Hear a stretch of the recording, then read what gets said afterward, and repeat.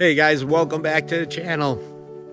In our last video, I kind of let the cat out of the bag, and at the end of the video, I told people that we ended up getting more land, and we may have the possibility of putting up a second cabin. It's not because we don't like the original cabin that we have, but the fact of the matter is our family's growing, and our grandchildren delight in coming up here. And I have 4 children of my own, plus now 3 grandchildren.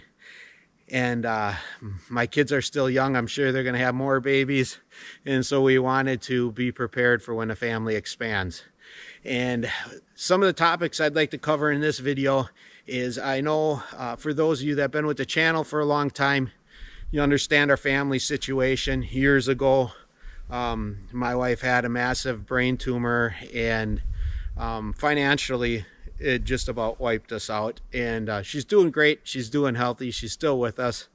But if you are in a situation in your family where your budget is tight, whether it be just because that's what life dealt you or health problems, I'm going to kind of share with you how we've been acquiring land and how we can do it at a very reasonable cost. With this last chunk of land that we're standing on right now, I bought with very little money down.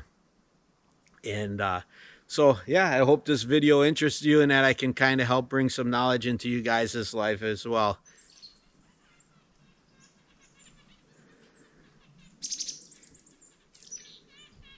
Just so peaceful out here.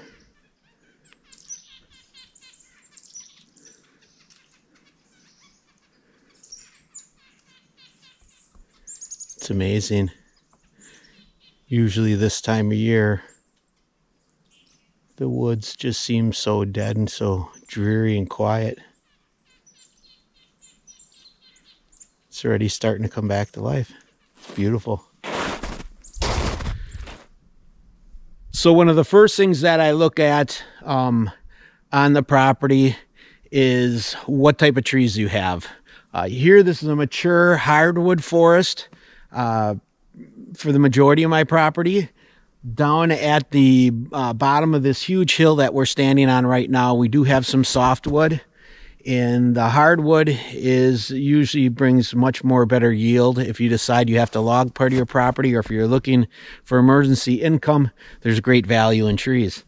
But here our intention is to let this remain as natural as we can possibly let it be. So I notice as I'm walking through this property that the hardwoods are all pretty good mature trees. Cameras never give the trees justice.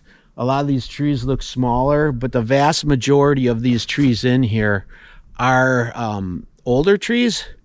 They're not real old, but they're at least, I don't know how many years old, but they're like in the 18 to 24 inch range in diameter.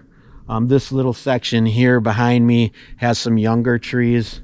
This part of the property was forest managed to where they came through and took out just trees that were going to be worth a little bit of money, or trees that were in the process of dying and they wanted to get the value of the lumber out before that tree was useless. Last homeowner was really cool, really smart, or I should say not homeowner, but property owner.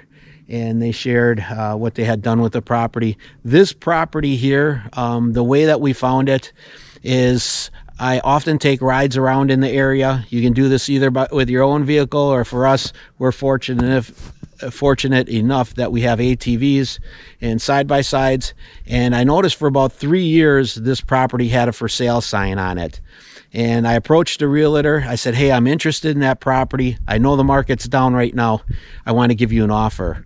And unfortunately for the seller, but fortunately for us, the realtor didn't even tell the seller what offer we had on this property. And so I put 3 offers in.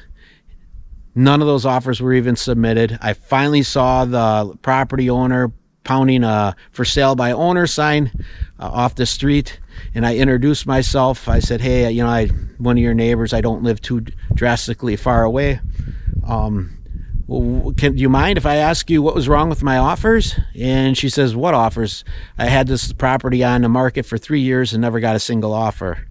So evidently the realtor, I don't know that this is necessarily legal, but the realtor was holding out for the highest offer that she could possibly get, and never even told the seller about the lower offers. So that worked to my advantage. The girl was discouraged. She said that her fiance and her had recently broken up. They bought this property 20 years ago on a 30-year loan.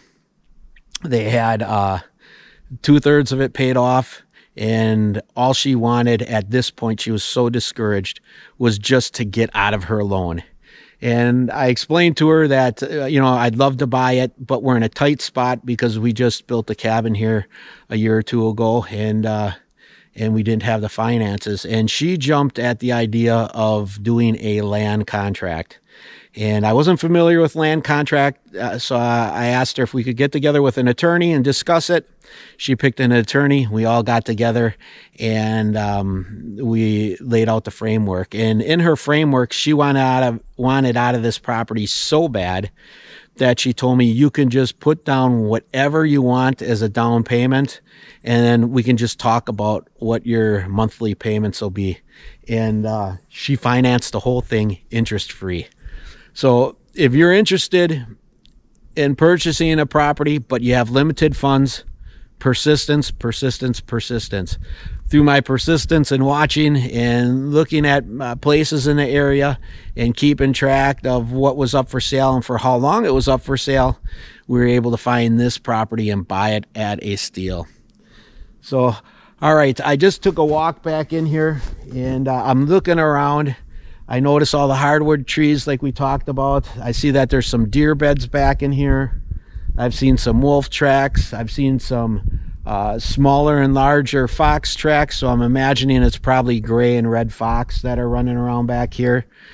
So it looks like there's a little bit of wildlife here, and that's really attractive to us because we're not looking to change this environment. We're looking to preserve this, and we want to observe what's back here. Now, on this property, the area where I'm standing right now, there's a little shelf that lays down midway down this hill. And so you still feel like you're at the top of a hill, and it overlooks as far as we can see. And I'm thinking that might be where we're going to set the cabin. There is a little bit of a hill above that point, but this cabin is going to be another off-grid cabin that's going to be raised off the ground, so we don't have to worry about runoff from this portion of the hill that's above here.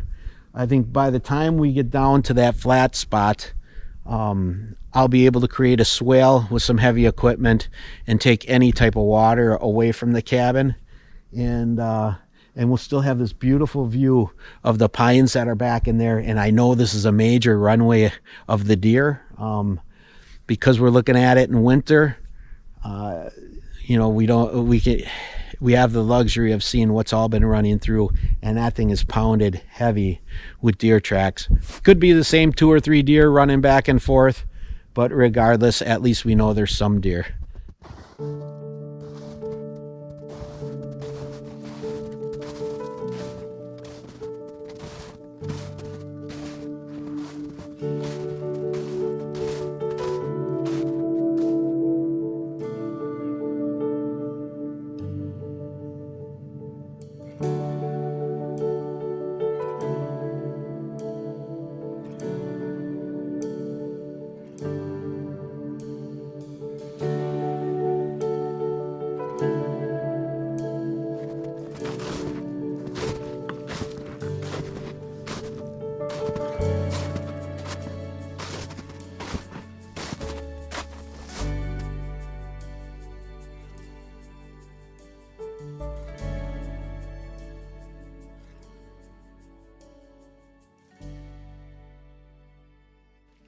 So that kind of wraps up. I wanted to do a little segment where I didn't want to sound like a know-it-all, but there's a lot of people there. I've been reading past comments, and everybody's been saying, hey, Carl, we'd really love to have a little off-grid cabin or pick up a piece of land, but we just don't have the money for it.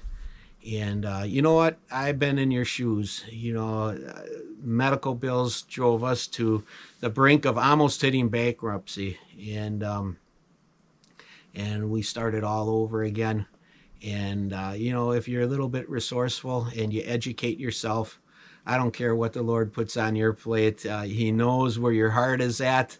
And if you really want to get that little outdoors getaway place, whether you build a tiny cabin like what I did, or whether you're just going to use that piece of land for camping or investment purposes, you know, be a little bit creative, think out of the box, and don't be afraid to do some legwork.